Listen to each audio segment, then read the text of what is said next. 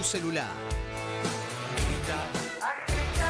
No seas como los demás. Manda un mensaje de WhatsApp y recibilo gratis todas las mañanas. Radiocaput.com. Estás conectado. Estás en Caput. Al parecer seremos esclavos del placer. ¿Cómo se atreven a decirte qué tenés que hacer? Los barrios hacinados pa' no cabe un alfiler. Hace tiempo nuestros sueños tienen precio de alquiler. Será melancolía, una vida sin receta, que solo encuentra respuesta cuando se va la luz del día. Será melancolía, una vida sin receta, que solo encuentra respuesta cuando se va la luz del día.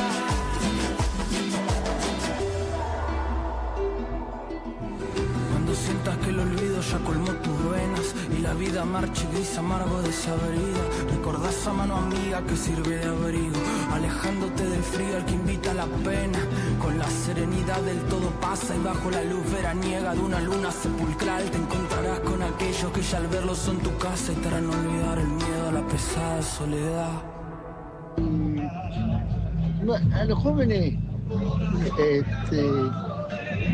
no a los jóvenes, sino enseñarles lo que es Malvinas. Porque yo cuando era cosa no, la docencia, nunca sabíamos que Malvinas dependía o la heredamos de España y no la daban conocimiento. Entonces, no sé si me explico. Ahora yo, en la época mía, cuando me convocaron para ir a la recuperación de Malvinas, hubo muchas falencias, muchas equivocaciones. Y me di cuenta que el pueblo, ni los militares, pues yo fui un militar de carrera, no esperábamos una guerra. No esperaron la guerra. Y todos se subieron al carro triunfal cuando tomamos Malvinas. La perdimos, nos desecharon.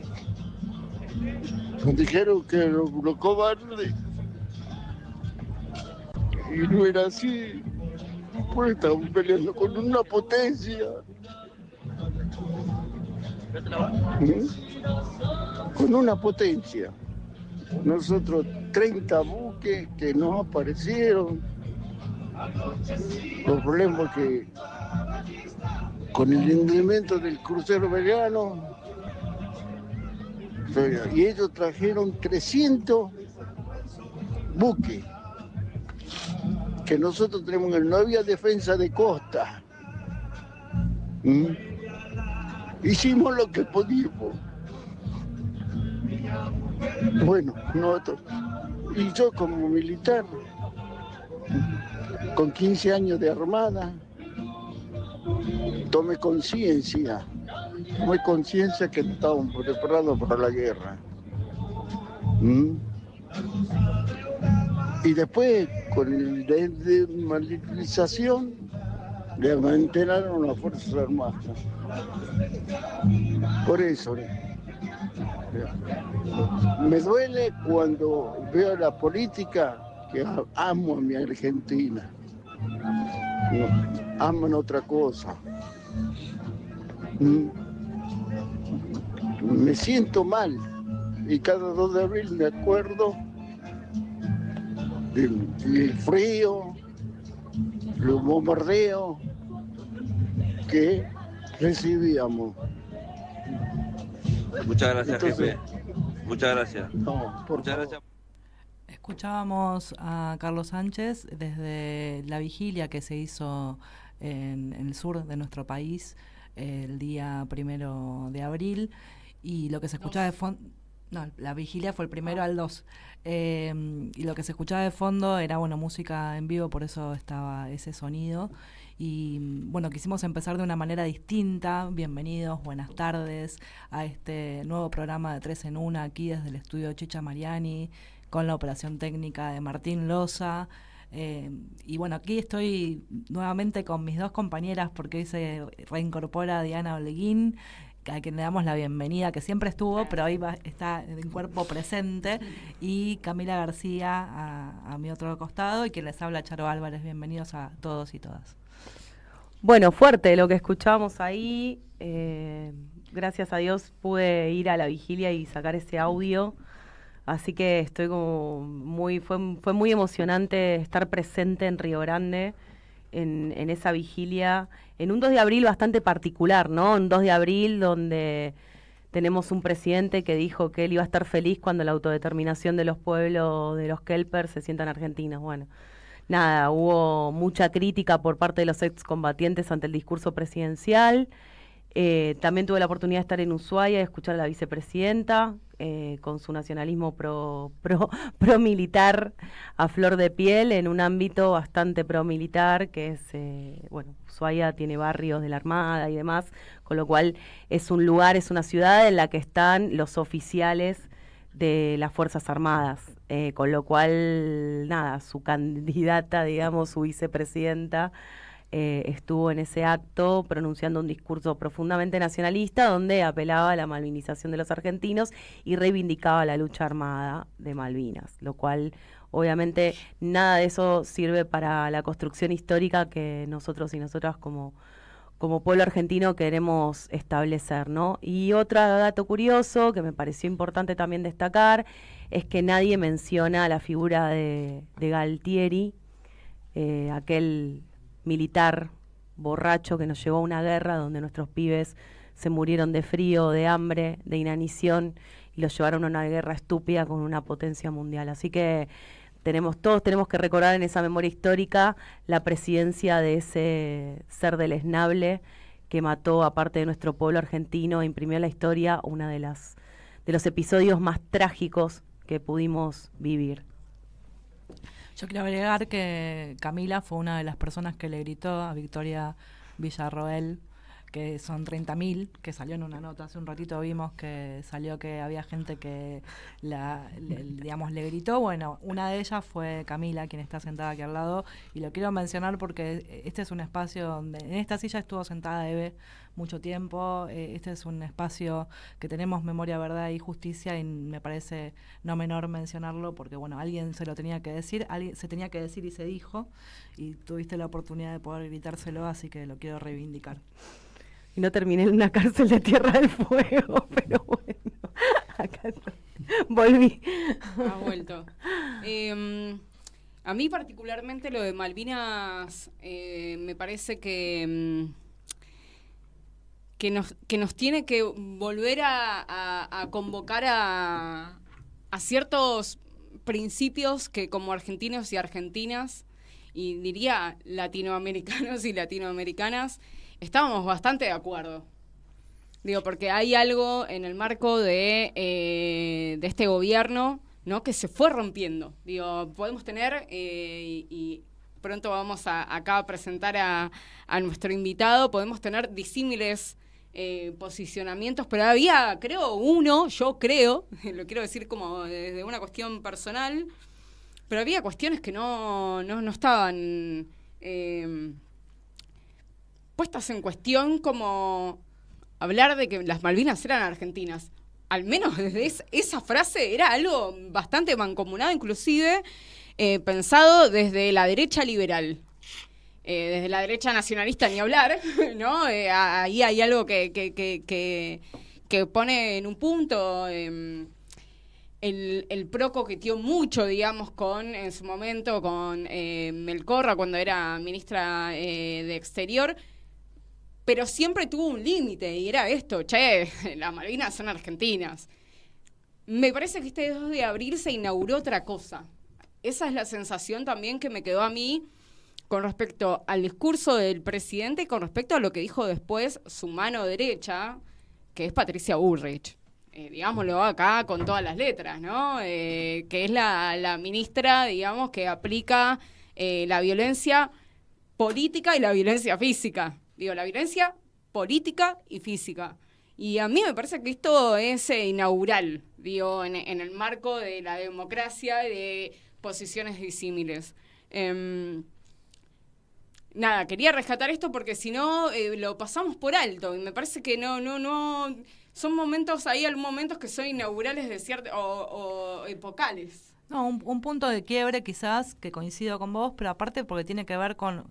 Lo vienen haciendo en un montón de otras cosas, ¿no? No cumplir con la Constitución, que no importa lo que diga, porque el tema de que son argentinas que está en la digamos que las personas que habitan son argentinos, está en la Constitución Nacional, está también, y es echar por tierra todo lo que se fue llevando adelante como política de Estado de los distintos gobiernos, con sus más o con menos, en lo que tiene que ver con las resoluciones de la ONU, que plantear la cuestión que se planteó en todo este tiempo no solo beneficia a la Argentina en relación a la cuestión de la descolonización, sino también a otros países que están con distintas situaciones. Entonces, plantear una cosa de estas características es seguir rompiendo todo el andamiaje institucional y normativo que venimos sosteniendo durante un montón de tiempo, ¿no?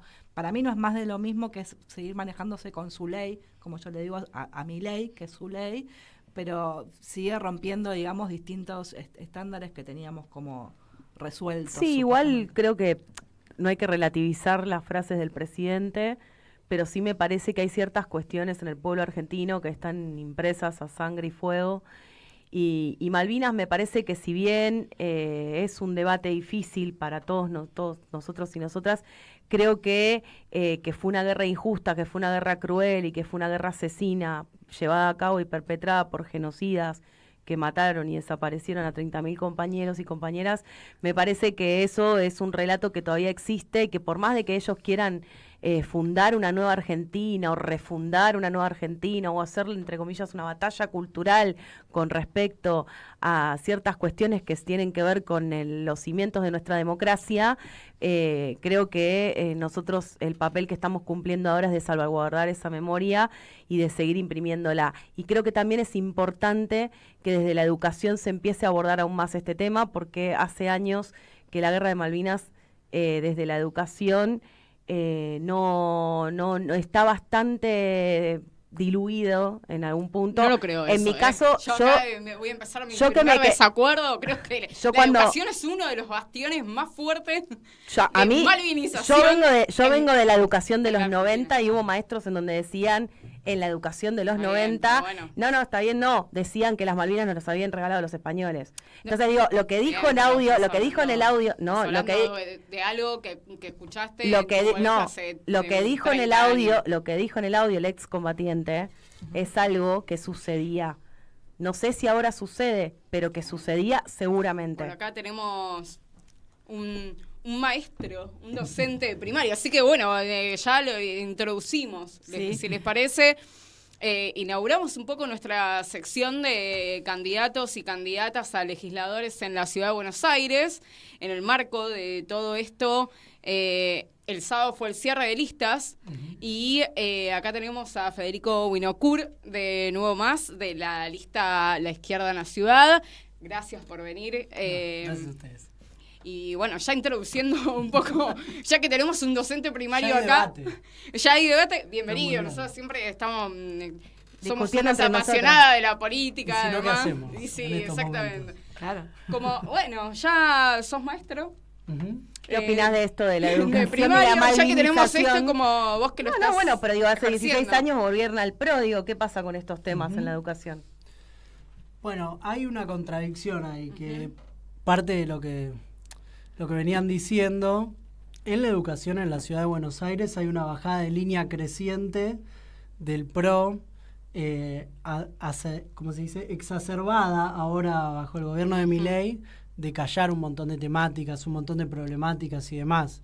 Al mismo tiempo hay reservas enormes dentro de la docencia de enfrentar todo eso, y de no bancarse y de apropiarse del espacio del aula como espacio transformador, que tan importante es para poder traer estas problemáticas, discutirlas democráticamente, traerlas entre todos y poder pensar, usar el inclusivo, los que quieran usar el inclusivo, discutir sobre la dictadura, discutir sobre el tema de Malvinas. Entonces hay una realidad que es que hay un ataque en la educación. Eso es innegable y al mismo tiempo hay una resistencia muy grande de parte de la docencia. Eso para mí cobra una importancia particular ahora porque quieren borrar la historia. en varios sentidos. El 24 de marzo fue lo mismo. La política era borrar la historia, el negacionismo de vuelta, de decir no son 30.000. Y ahora con la guerra de Malvinas vuelve a aparecer esa voluntad.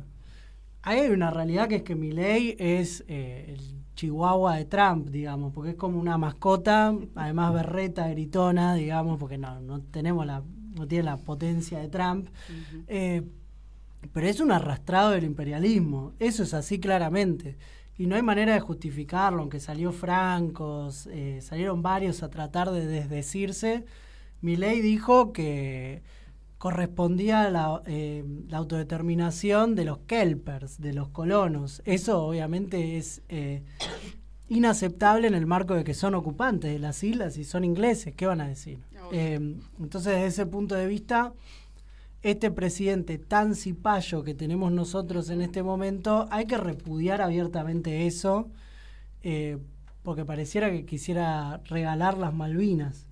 Desde ese punto de vista hay que apelar a la memoria, y a la memoria también de la guerra de Malvinas, de la dictadura, de lo que fue ese proceso, y apropiarnos de todas las personas que, como vos, no tienen miedo de decir son 30.000 en la cara de esta gente. Me parece muy importante eso, efectivamente, porque no hay que callarse nada en este momento. Hay que darles batalla y pelear todo, porque además el gobierno no viene bien. Eso es otra realidad que hay que decirlo. Son muy provocadores, pero parece más defensivo que ofensivo en este momento. Vos sos candidato en la Ciudad Autónoma de Buenos Aires. Quería, empezar a introducir el tema de la ciudad.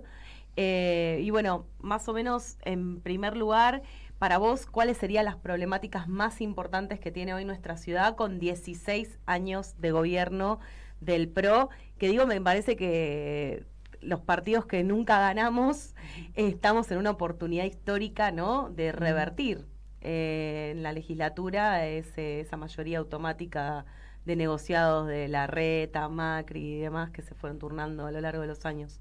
Sí, estamos en un momento particular. Hay 16 años del ataque del PRO a la educación, a la salud, todo ese deterioro de los negocios inmobiliarios por sobre los espacios verdes, los derechos de las personas, las viviendas, etcétera. Hay todo un proceso de acumulación de problemas que viene del modelo PRO en la ciudad, que fue Macri y después Larreta, que hemos denunciado miles de veces, pero además estamos en un momento que es muy particular hoy, porque lo que parece es como que la ciudad se cae a pedazos directamente. Hay una sensación general, ¿no? Yo digo, en los nichos inclusive de Twitter, donde, entre comillas, gobiernan también, ¿no? Los trolls y el macrismo o los libertarios o lo que sea. Hay una sensación diciendo, che, la ciudad está más sucia que nunca. Como, volvé Larreta, algunos dicen. Pero no ni siquiera porque lo quieran a Larreta, sino como diciendo, che, la gestión anterior inclusive era mejor. Como, hay esa sensación general de que la ciudad está fea, tiene mala gestión, ¿no? Mala gestión. Pasa que Jorge Macri aplicó la motosierra de Milei como el mejor alumno, por decirlo de alguna manera, y recortó todo en el Estado, reventó todo. Entonces es verdad que algunas cosas mínimas que no es para aplaudir, no me sale el dicho ese, como que no hay que aplaudir al gato por maullar, digamos, ese tipo de...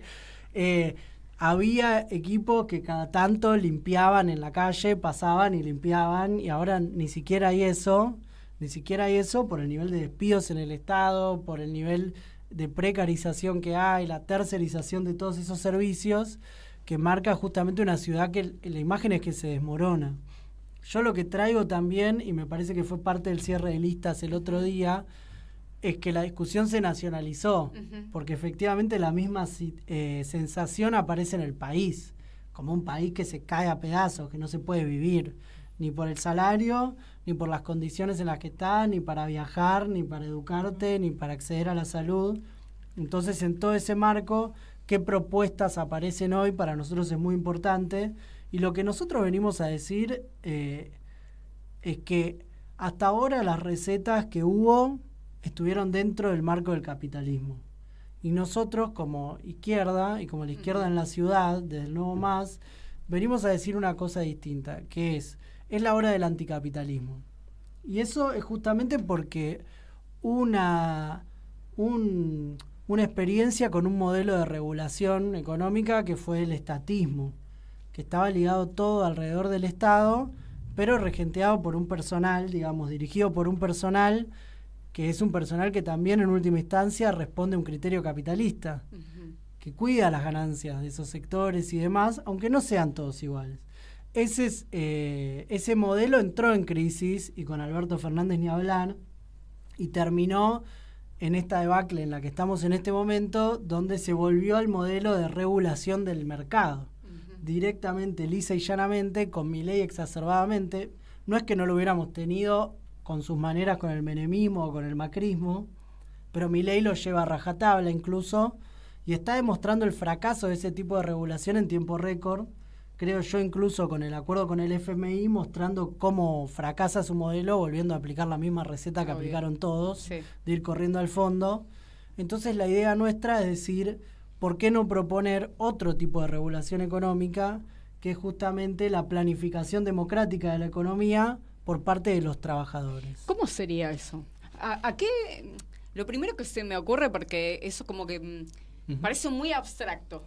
Y entonces, como bajándolo, ¿cómo se lo explicás a la gente común, de a pie? Porque, digo, Milei también habla del anarcocapitalismo, pero todos sabemos que es el capitalismo y son los grandes, ¿no? Como dice la canción de Barcelona, los grandes mercaderes. Lo que quiero decir es... También le robó el concepto de casta a la izquierda, ¿no? Claro, o sea, digo, porque es un concepto muy de ustedes, ¿no? Pero, o sea, y que hay algo de eso también en la realidad, que se cumple. Claro, hay una de las virtudes que tiene la Libertad Avanza, es que trae conceptualización, pero la baja rápido, la gente lo entiende. Y digo, bueno, ¿qué significa esto de la planificación? No sé qué, Bueno, ¿qué es? A fin y al cabo, ¿cómo le decimos a la gente, a los vecinos que están acá en el microcentro, que viven en Caballito, que viven en Núñez, digo, diferentes...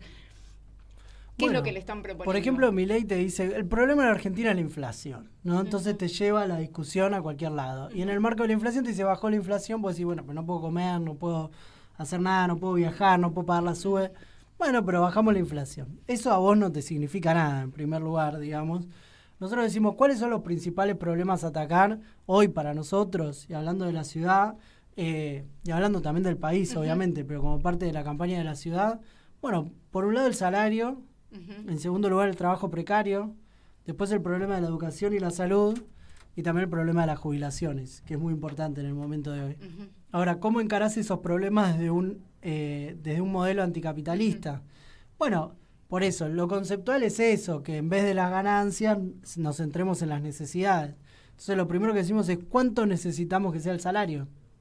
Si vos mirás la canasta familiar que miden los trabajadores de ATE, del INDEC, no la del gobierno, digamos que no le creemos nada, dicen 1.600.000 pesos necesitas para vivir una familia. Para una familia tipo. Para una familia tipo, y no contempla el alquiler, que en la ciudad de Buenos Aires es terrible. Entonces nosotros decimos, bueno, partamos de la idea de que necesitamos un salario mínimo de 2 millones de pesos. Bueno, no se puede, o sea, la clásica discusión con toda esta gente, digamos. Bueno, pero si nosotros nos planteamos desde un punto de vista anticapitalista, decimos, hay que tomar una serie de medidas para hacer esto posible, que tiene que ver con afectar los intereses de los capitalistas, tiene que ver con impuestos a la riqueza de verdad, que de verdad afecten a los empresarios y de verdad les saquen una porción grande de sus ganancias, con afectar los intereses de toda esa gente que son los dueños de los campos, pero viven en Caballito, en Belgrano. No, peor, compran departamentos que no habitan, solo También. para inversión. Digo, el impuesto por ejemplo, hay un proyecto de impuesto al inmueble ocioso. Eso es muy importante para nosotros. Y la verdad que estaría bueno obligar, digamos, o incluso acá en el Congreso y en tribunales, hay un montón de edificios de oficinas vacíos donde había proyectos para establecer planes de vivienda para reconvertir esas oficinas en vivienda. Y de hecho, yo conozco gente que ha comprado vivienda acá en Lavalle y no sé, 25 y Reconquista, qué sé yo, que eran oficinas que, bueno, con un poco de dinero las reconvirtieron, le armaron el baño, la cocina, porque las oficinas no tienen baño, digamos, para bañarse y eso. Digo, en torno a lo que es algo muy, muy importante como la vivienda o mismo el salario, desde la legislatura, ¿qué tipo de proyectos se podría abordar?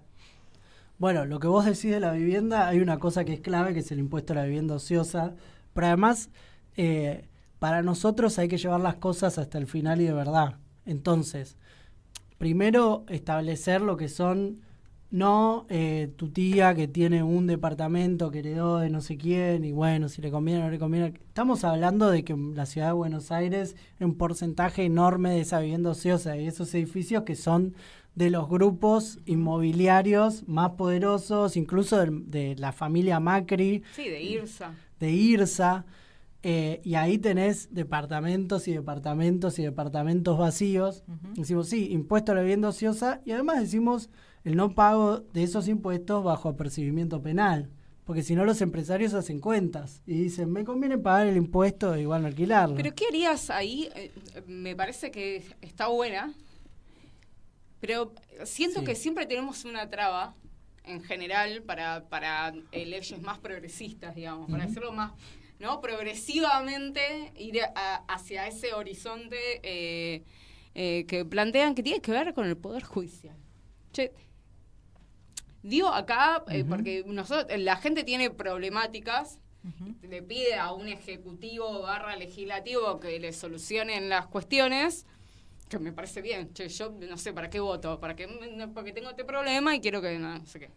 Y digo, bueno, vamos a hacer este proyecto.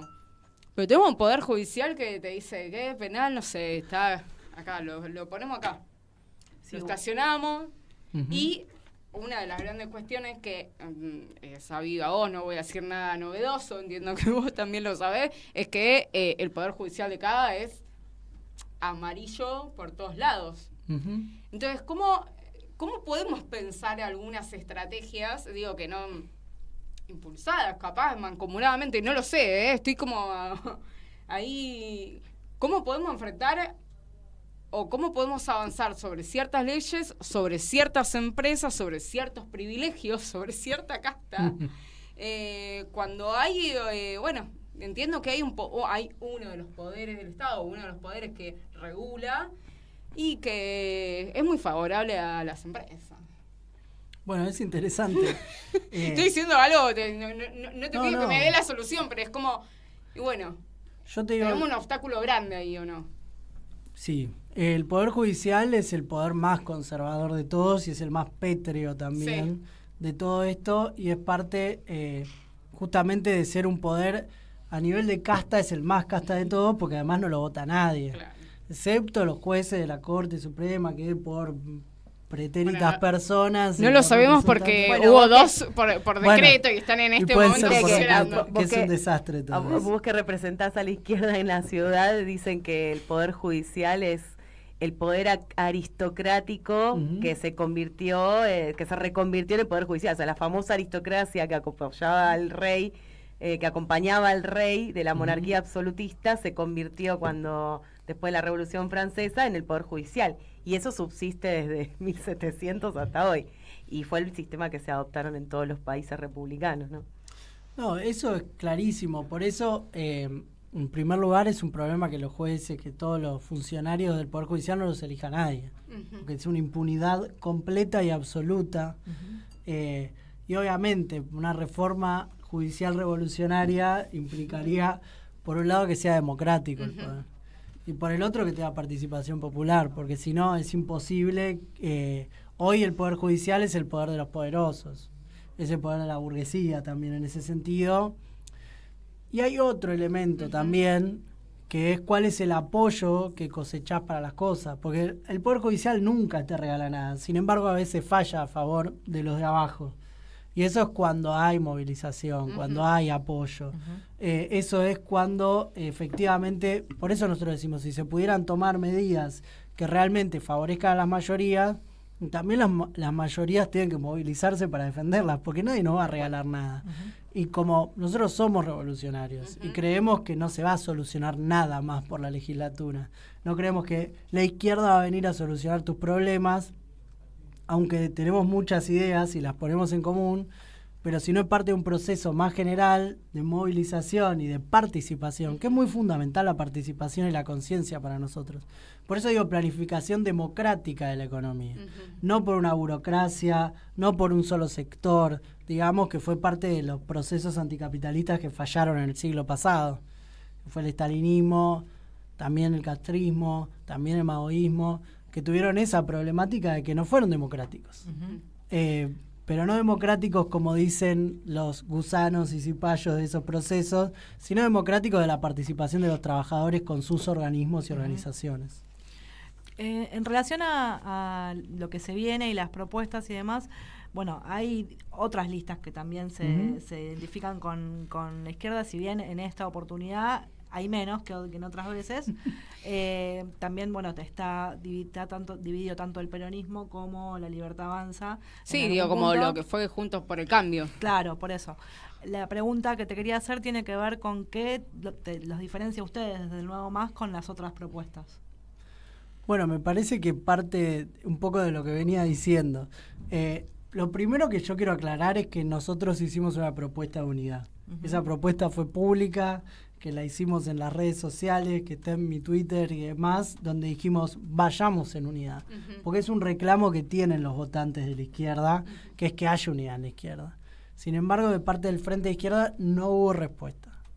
Y eso ya te marca una diferencia muy grande. Que no es la primera vez, porque creo que han intentado en otras oportunidades. Claro. Manuela Castañera escribiéndole a Miriam Bregman, y sin embargo no hay, otra vez no hay unidad. Para nosotros eso es un problema y también es una muestra de las diferencias que tenemos y de lo que queremos construir. Desde ese punto de vista, nosotros buscamos ser una izquierda que sea disruptiva también, desde lo que planteamos y lo que decimos. Y sabemos que en este momento hay una crisis en el capitalismo, que es evidente que en el mundo la gente dice no hay futuro, es muy difícil construir una vida, y eso te puede llevar a ir con Milei, o también capaz te puede llevar a ir con el anticapitalismo. Por algo creo que Adorni y demás se enganchan tanto en discutir con nosotros. Y les roban conceptos también. Y nos roban conceptos también. Claro, sí, de manera ultrajada. Así como no, obviamente lo cambia, le ponen el mismo nombre y lo ponen. Como los nazis se hacían llamar nacionalsocialistas, que no tenían nada de socialista. Pero bueno, era para ser antisistema también, aunque fueran defensores del sistema. Entonces nosotros vemos un frente de izquierda, que es el que presenta hoy a Vanina Biasi y demás, que lo vemos muy adaptado a esas instituciones y muy preocupado por los cargos, cuántos meses le toca a cada uno sentarse en la silla y demás, y no tanto por qué podés, hablando así de manera más rockera, por decirlo, que podés romper vos ahí, ¿me entendés? Porque está todo tan pétreo, todo tan solidificado, decía, algo tenés que romper ahí.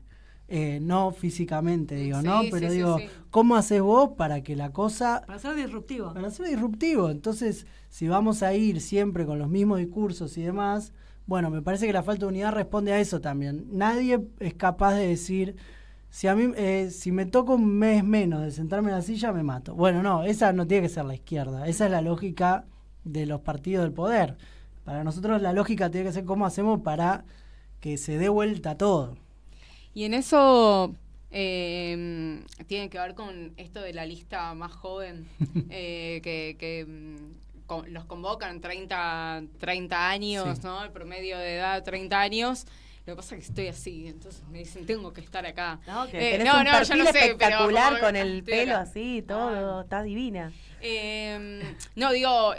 pensando justamente en la juventud y pensando también en que es uno en la juventud varón, y ahí me meto también para jugar un poco con los libertarios, que es justamente el voto más concentrado y más sólido, si lo podemos decir así, de la Libertad Avanza. Entonces, digo, ¿ustedes estaban pensando en esa clave cuando pensaban en una lista joven? Nosotros desde hace años que tenemos la idea de la renovación, ¿viste? Porque por algo Manuela Castañera fue candidata a presidenta con 30 años. Claro.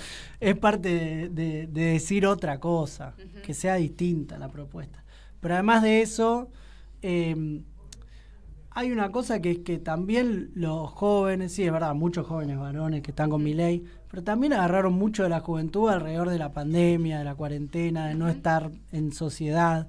de lo mucho que se tardó en abrir las universidades, que fue un error completo y absoluto. Y fue una contracara total el año pasado. La juventud fue protagonista de la pelea, para mí más importante del año, fue la pelea universitaria.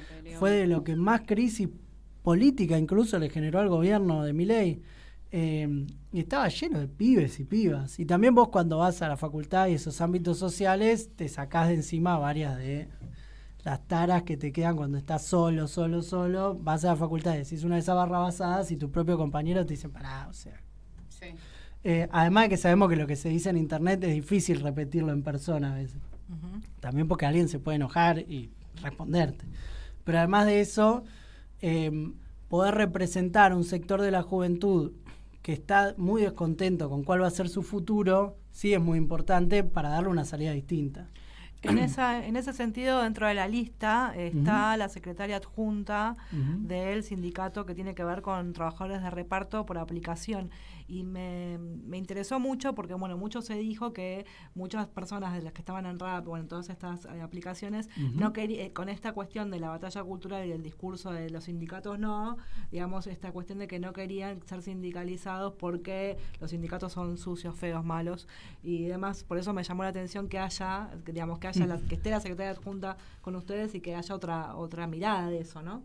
Bueno, es que hay muchos repartidores, eso, y hay muchos que no están con Milei, hay otros que fueron haciendo una experiencia con este gobierno también, porque es como la estafa cripto, había una cosa de decirte, si votás a Milei, mañana vas a tener $, en el bolsillo.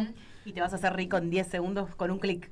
Claro, y mientras más desesperado estás, para no pensar que parte solamente... Sí, hay mala fe, digamos. Simplemente hay necesidades. Hay necesidades y mientras más necesitado estás, más querés confiar en un milagro, obviamente, que sabemos que no existe. Y muchos de esos compañeros, compañeras, repartidores, repartidoras, dijeron, bueno, al final estamos en más de lo mismo o peor. Hoy hay muchos repartidores y repartidoras que duermen en la calle. Eso no era así antes.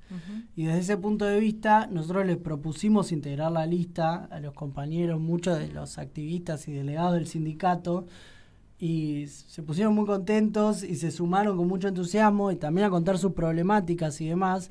Y tiene que ver con poder representar esos sectores y también pensar cuáles son las necesidades.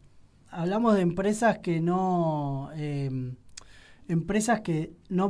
pagan un solo impuesto en Argentina, se hacen la fantasma, o sea, mirá si no vas a poder apretarlo. Para eso, y al mismo tiempo hablamos de un sector que es el sector que primero brinda un servicio muy importante, que hoy en día es fundamental en el siglo XXI, que es el reparto por aplicación.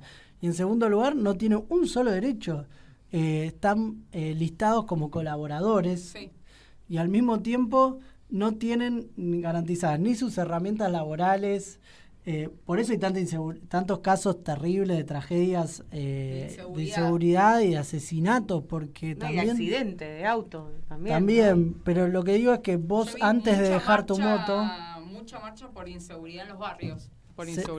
Se te va la vida en perder la moto porque no puedes trabajar más, es como caerte completamente del sistema. Entonces tampoco la puedes dejar que te la roben, la empresa no te la cubre y demás.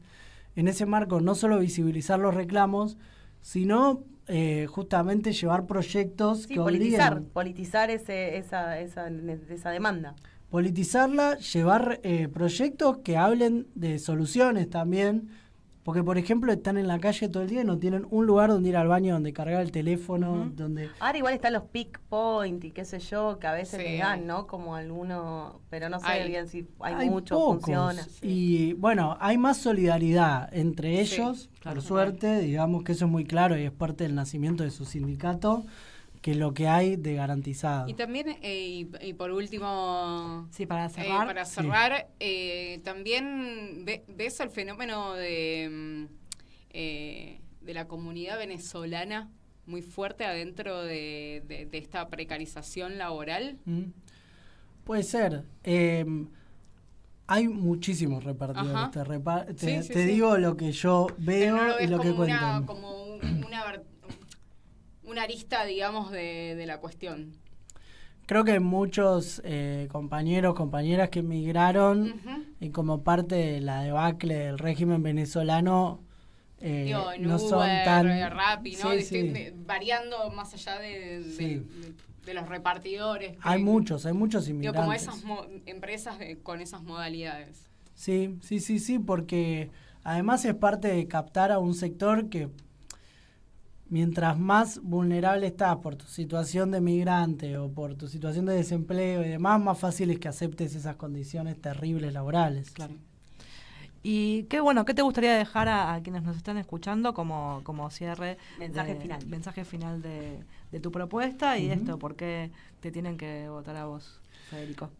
No, en primer lugar, porque de la izquierda en la ciudad lo que quisimos construir fue una lista que sea representativa justamente de todas esas peleas y esa oposición real al gobierno de Milei, que creemos que es nosotros, tanto la juventud como la juventud estudiantil, los trabajadores. En nuestra lista está Viole Alonso, que es secretaria del Centro de Estudiantes de Filosofía y Letras, está Alejandro Leiva, que es no docente de la UBA, que estuvieron dando todas estas peleas, está Belén D'Ambrosio, justamente del Sindicato de Repartidores, hay docentes como yo de la escuela pública, hay un montón de sectores representados, de la salud, residentes, etcétera, que me parece que son parte de los que muestran cómo transformar el mundo también y cómo pensar en otra sociedad distinta. Y por eso decir también, y en ese marco y con esa lista, y con la convicción de que ya fracasaron tantas opciones del capitalismo y vamos a una debacle tan grande en el mundo que es hora de darle una oportunidad de verdad al anticapitalismo. Yo soy peronista y siempre nos peleamos con ustedes la esquina Coite Rivadavia. Y tenemos una frase, sí, son tremendas las chicas que van ahí, no sabés cómo la pelean, Aguante los militantes. Están desde las 5 de la mañana y bancando el proyecto. No, igual nos peleamos bien, ¿no? Yo digo pelear, pero siempre nos ganan, ¿viste? Siempre nos ganan. Empieza la campaña y estamos viendo quién se levanta a las 5, quién se levanta a las 6, bueno... felicitar eso, yo iba justo a decir eso, de que siempre como peronistas siempre respeto a la izquierda, de que tienen un gran colectivo militante, y nosotros siempre entre nosotros tenemos una frase que decimos que si nos robamos un militante de izquierda nos ganamos de uno de los mejores compañeros doctrinarios que pueden existir. Así que con eso quiero cerrar y te agradecemos muchísimo por venir. Y felicitarlos eso, porque siempre están en la militancia, siempre están en la calle bancando los trapos y desde los diversos lugares, así que como peronista siempre voy a respetar eso a la izquierda. Así que, bueno, nos veremos en la Coite Rivadavia, en la batalla que haya que dar. No, y que yo te agrego que nos encontramos mucho, que nosotros no vamos a bajar un centímetro de la crítica a la dirección peronista, pero también sabemos que en la base peronista hay un montón de compañeros que son... Y sí, con los que estás codo a codo todo el tiempo, en las distintas trincheras que habitas en estos momentos. Eso es muy importante. Criticamos también esas direcciones, siempre decimos... Pero hoy tenemos que estar unidos por totalmente. 3 o 4 en las cosas calles. En las calles bancando tenemos que estar. Totalmente.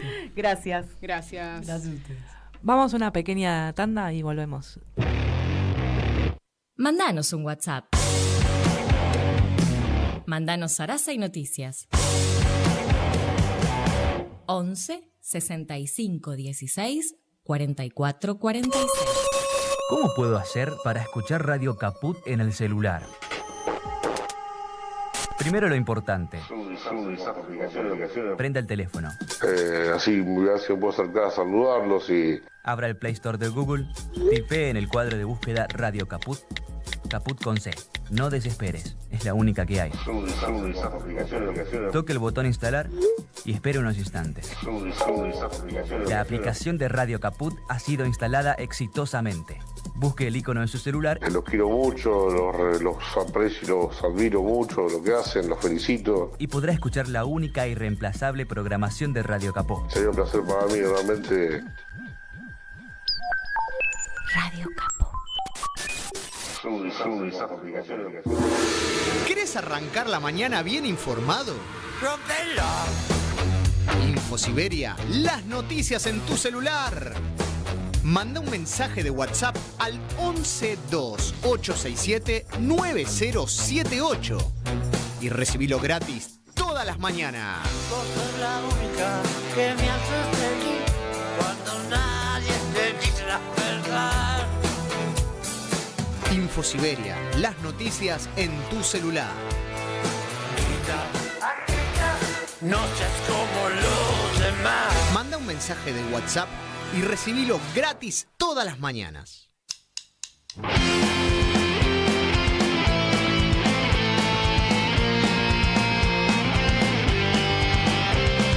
te tortures más, ella te abandonó y ya no hay solución. El verano que pasaron pudo ser mejor, pero ella igual te abandonó. Y el invierno se quedó y su fantasma también, y la herida que no deja de sangrar. Otra mujer llegará, otra mujer a tu vida llegará. ¡Ay!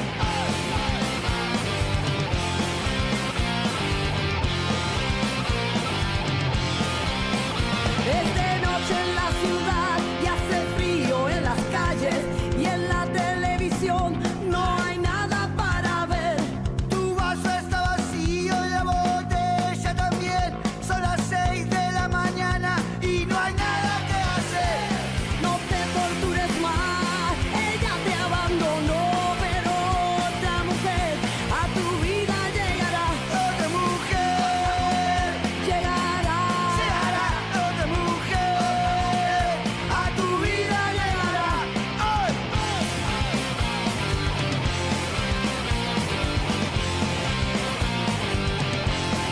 Volvemos después de la pequeña tanda y de escuchar a otra mujer, el feat entre 2 minutos y Mimi Maura.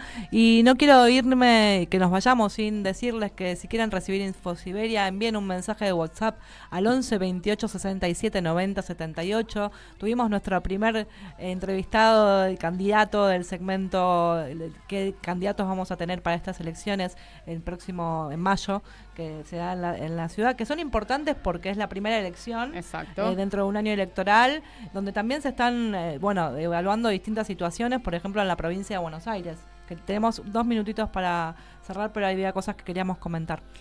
Sí, bueno, decir que las elecciones en la Ciudad de Buenos Aires son el 18 de mayo, que a partir del 18 de abril, un mes antes exactamente, va a estar el padrón a disposición de todos los electores. Y que se va a sostener la boleta única electrónica que ya se había estrenado en otras ocasiones en la ciudad. Con respecto a la provincia, bueno, como sabrán, el día de hoy salió una carta a la militancia, está llamado así, por parte de Cristina Fernández de Kirchner y todo el espectro peronista que la acompaña. Venimos en tensión del peronismo entre el sector, digamos, de Axel Kicillof y de Cristina Fernández de Kirchner en el recinto y en el Congreso de la provincia. Esto tiene que ver con las elecciones de la provincia particularmente.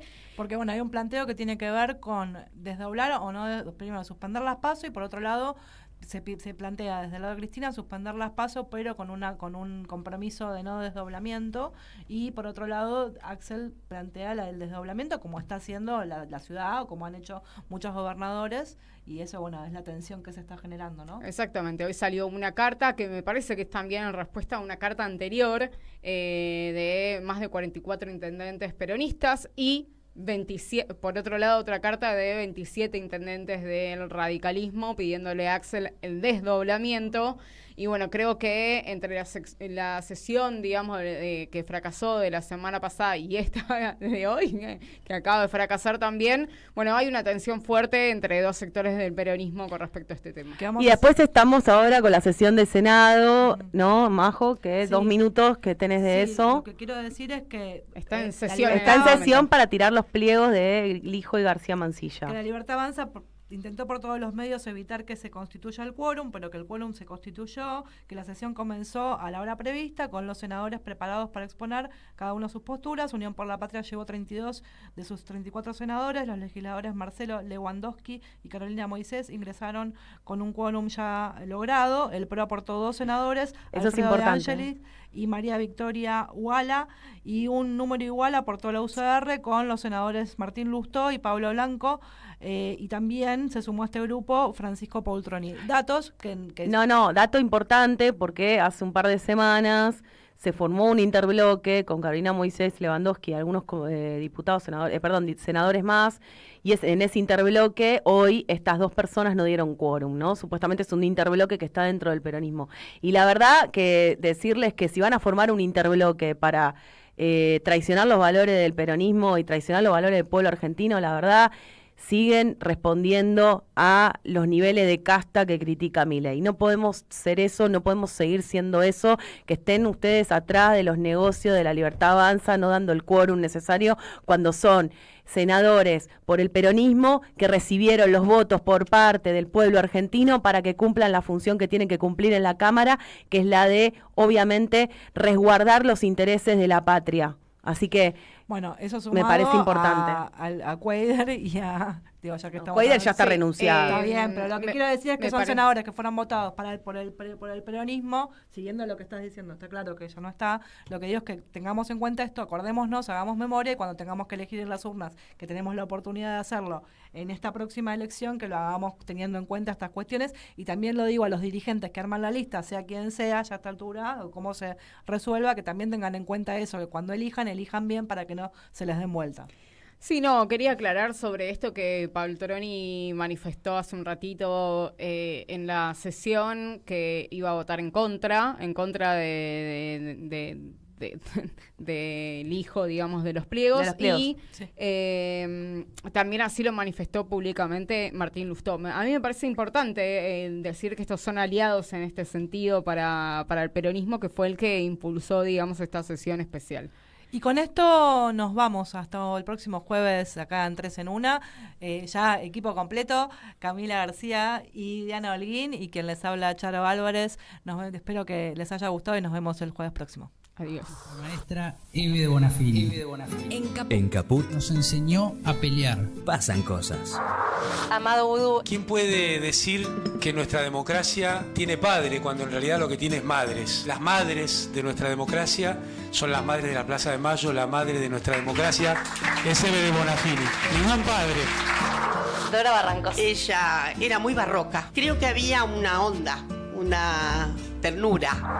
Ulises Gorini. No era políticamente incorrecta, era plebeya, hablando de los otros modales, de ese correr los límites de lo posible, de lo que se podía decir, de lo que se podía hacer. Era una profunda revolucionaria. Eve de Bonafini. Presente. Ahora y siempre. Radio Caput. Eve le dio mucho amor a Radio Caput. Esas cosas. La lupa mágica de la palabra, donde se nos asoman los de las teclas y nos proporcionan un pedazo ya. La lupa mágica de la palabra, con la conducción de Alejandro Gil, desde San Miguel de Tucumán. La lupa